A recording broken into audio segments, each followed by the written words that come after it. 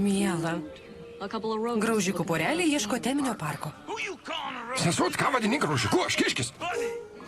O šios tarplinė žiurkė. Taip ir maniau, kad žodžiu žiurkė. Megė. Šėtono balsas? Megė, mano mažoji gėlelė, mažasis paukštelį, mažoji išdykėlė. Papasakok, kas iš tikrųjų ten nutiko. Maniau, kad ruošėsi įkalbėti upės skeltininką prisijungti prie mano kompanijos. Kažkodėl nematau jo čia. Dariau viską, ką galėjau, bet jis man pasiūlė tokį sandorį, kurio privalėjau atsisakyti. Puiku, užuot sutrumpinęs tavo bausmę 2 metais, aš ją prailginsiu. Sutarta? Pasistengsiu. Klausyk, tai nebuvo mano kaltė. Tai tas nuostabusis berniukas Heraklis. Heraklis? Kodėl man tai kažką primena? Nežinau, gal esam jam skolingi pinigų? Koks vardas? Heraklis. Jis apsimeta paprastų kaimo berniukščių, tačiau aš akimirksniu pastebėjau, kad taip nėra. Minutėlę, argi tai ne tas kūdikis, kurį turėjome...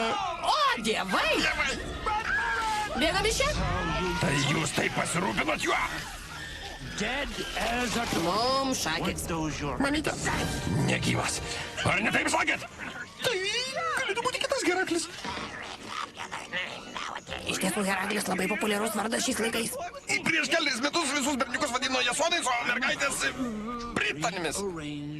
Aš planuoju perversmą kosmose, bet egzistuoja vienas nevykėlis, kuris gali viską sugadinti ir jis šokinėja po medžius.